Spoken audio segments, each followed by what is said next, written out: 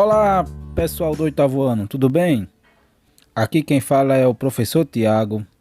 Preparei essa aula para que você consiga acompanhar da maneira que nós fazíamos na sala de aula. Então vamos lá. Pega seu livrinho de história do oitavo ano, esse que vai aparecer aí agora, ó. Isso. Abre na página 72 e 73. Capítulo 4: A Revolução Francesa e o Império Napoleônico. Nessa unidade, vamos entender o que foi a Revolução Francesa e analisar os seus desdobramentos, compreender o contexto social e econômico da França nessa época, analisar a importância da Declaração dos Direitos do Homem e do Cidadão, estudar os principais aspectos do Império Napoleônico e a relação do seu império com a ascensão burguesa. Nas páginas 72 e 73, temos duas imagens. A maior representa a cena da execução do rei Luís XVI, que simbolizou o fim do antigo regime da monarquia e da nobreza. É importante observar o instrumento utilizado para a execução e as pessoas presentes na cerimônia. Na charge da página 73, traz a representação dos três grupos sociais que compunham a França absolutista. Agora vocês vão ficar com a atividade da página 73, letra A, letra B e letra C, porque vamos seguir para as próximas páginas 74 e 75. Ampliando a página 74. A França antes da Revolução. No final do século XVIII, parte da Europa, assim como a França, era regida pelo antigo regime, a monarquia absolutista, que vinha apresentando sinais de desgaste. Nessa época, o poder do rei era centralizado, ou seja, ele governava sem que houvesse um instrumento que controlasse o seu poder. E a sociedade francesa era dividida em três grupos. O primeiro estado, o clero, ou seja, a igreja, os membros da igreja.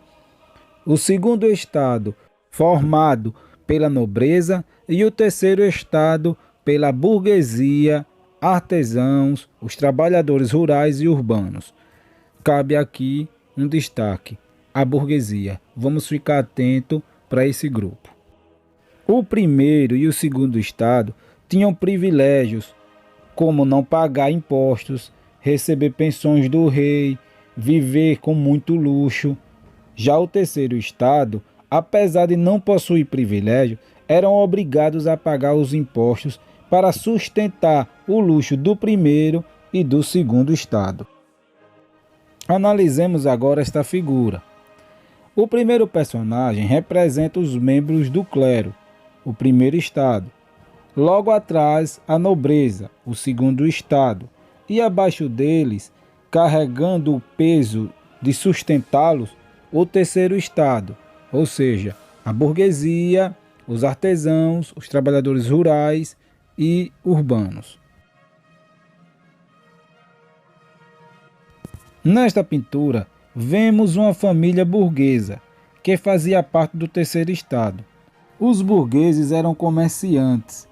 Embora fossem ricos, não possuíam os privilégios políticos que o primeiro e o segundo estado possuíam. E eles ambicionavam gozar desses privilégios. A crise econômica e administrativa. Nesse período pré-revolução, a França estava endividada, visto que tinha aumentado seus gastos participando da Guerra dos 7 Anos e da Guerra de Independência dos Estados Unidos, sem contar que os gastos para manter as pensões do clero e a nobreza, bem como o luxo da corte, vinham estrangulando a economia.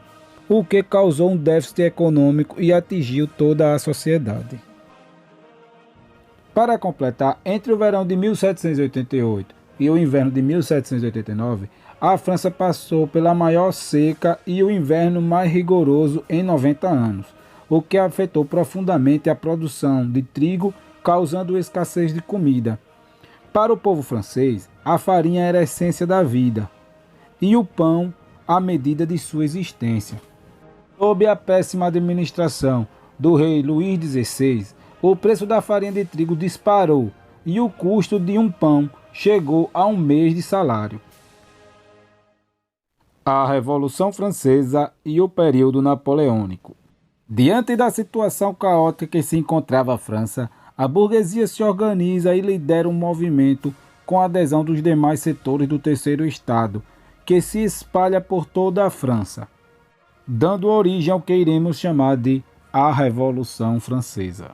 Fiquemos com a linha do tempo e os principais fatos ocorridos durante a Revolução Francesa e o período napoleônico. 1788 e 1789, o rei Luís XVI autoriza a convocação do parlamento francês, chamado de Estados Gerais. 1789 a 1792, fase da Assembleia Nacional. Nesse período, a Assembleia Nacional era liderada pelos girondinos, que são partidos da alta burguesia francesa. De 1792 a 1795, a fase da Convenção Nacional. Nesse período, a França é governada pelos jacobinos, que promovem diversas reformas políticas. De 1795 a 1799, fase do Diretório. Nesse período, os girondinos retomam ao poder e anulam várias reformas feitas pelos jacobinos. De 1799 a 1815, o período napoleônico. Passemos para a página 76. A convocação dos Estados Gerais. Diante da forte crise, o rei Luís XVI autorizou a convocação dos Estados Gerais, uma reunião com todos os representantes dos 3 estados da França. A principal reivindicação do terceiro estado era que mudasse a forma de votação, pois até então cada estado tinha direito a um voto, o que favorecia ao primeiro e o segundo estado, pois sempre votavam em conjunto para defender seus interesses e privilégios, e o terceiro estado dificilmente venceria uma votação. A sugestão do terceiro estado era que os votos fossem distribuídos individualmente. Assim, o terceiro estado, por ser maior, teria mais representatividade e possivelmente venceria suas demandas que colocassem em votação. O impasse de qual forma de votação iria prevalecer perdurou por mais de mês, e com a adesão de membros liberais da nobreza e do clero, em 17 de junho declarou-se em Assembleia Nacional com o objetivo de elaborar uma Constituição para a França. A Constituição seria a lei que garantiria ao terceiro estado a mudança na forma de votação. Bem, pessoal, ficaremos por aqui. Deixarei uma atividade agora no quadro e até a próxima aula. Bons estudos!